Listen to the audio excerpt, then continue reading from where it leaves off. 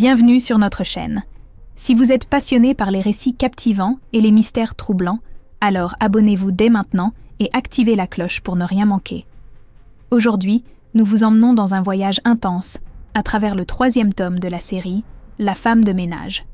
La femme de ménage voit tout, écrit par Freida McFadden. Ce 3e volet nous plonge une fois de plus dans les secrets et les mystères entourant Millie, la femme de ménage, qui semble toujours se retrouver au cœur de situations plus dangereuses les unes que les autres. Entre révélations choquantes, manipulations psychologiques et retournements de situations inattendues, Millie découvre que certaines vérités sont bien plus terrifiantes que les mensonges. L'histoire s'ouvre sur un décor à l'apparence paisible.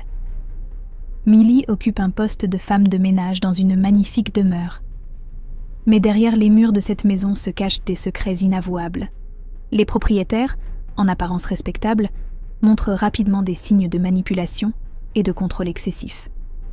Millie, tout en exécutant ses tâches quotidiennes, commence à remarquer des anomalies troublantes, des objets déplacés, des discussions chuchotées à travers les murs et un sentiment constant d'être observée.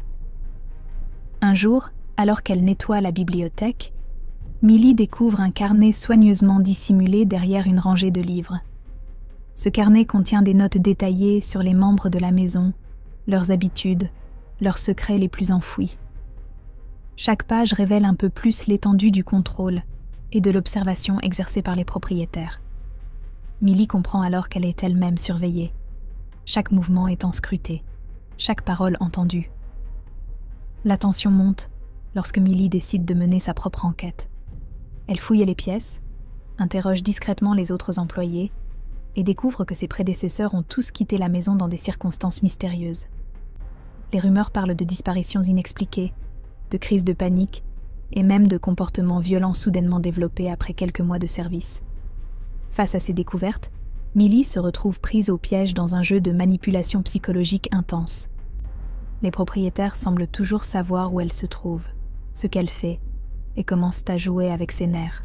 Des portes qui claquent, des lumières qui s'éteignent seules, et des murmures dans les couloirs désertés.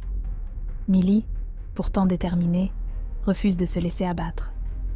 Elle sait qu'elle doit découvrir la vérité, non seulement pour sa propre sécurité, mais aussi pour les autres qui sont passés avant elle. La situation atteint son paroxysme lorsque Millie tombe sur une pièce secrète, dissimulée derrière un panneau du sous-sol. À l'intérieur, elle découvre un véritable centre de surveillance, avec des écrans montrant chaque recoin de la maison, y compris sa propre chambre.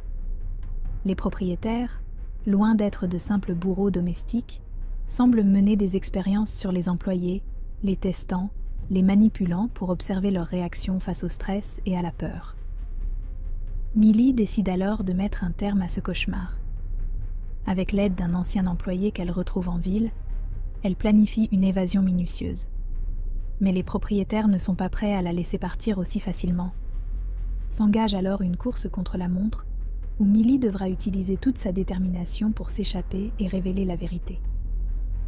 Ce qui rend cette évasion encore plus palpitante, ce sont les obstacles inattendus que Millie rencontre. Les propriétaires ont prévu ses mouvements, verrouillant les issues les plus évidentes. Elle doit ruser, contourner les pièges et utiliser les informations qu'elle a glanées dans le carnet pour déjouer leur plan. Chaque porte qu'elle ouvre cache un nouveau mystère. Des chambres fermées depuis des années, des passages dissimulés derrière des bibliothèques, et même un escalier secret qui mène à un grenier rempli de dossiers confidentiels. Dans l'un de ces dossiers, Millie découvre les témoignages d'anciennes femmes de ménage décrivant des expériences similaires, la surveillance, les manipulations mentales, les jeux de pouvoir exercés par les propriétaires. Certaines pages évoquent même des rituels étranges, comme si cette maison servait non seulement à contrôler les gens, mais aussi à expérimenter sur leur psyché. Alors que Millie tente de s'échapper, elle réalise que les propriétaires ont un réseau bien plus vaste qu'elle ne l'imaginait. Des connexions avec des entreprises, des services de sécurité, et même des membres influents de la ville. Sa fuite devient une véritable course contre le temps, car elle comprend que sa disparition pourrait facilement être déguisée en simple abandon de poste. Le récit se conclut sur un twist surprenant, dévoilant les véritables intentions des propriétaires et le rôle que Millie a joué, bien malgré elle, dans ce sombre plan machiavélique. Si ce résumé vous a captivé, n'oubliez pas de liker la vidéo, de vous abonner et d'activer la cloche pour rester informé des prochains résumés palpitants. Et si vous voulez aller plus loin, procurez-vous le livre, le lien est en description. Laissez un commentaire pour partager vos théories et ce que vous avez pensé de ce 3e tome. À très vite pour de nouvelles découvertes.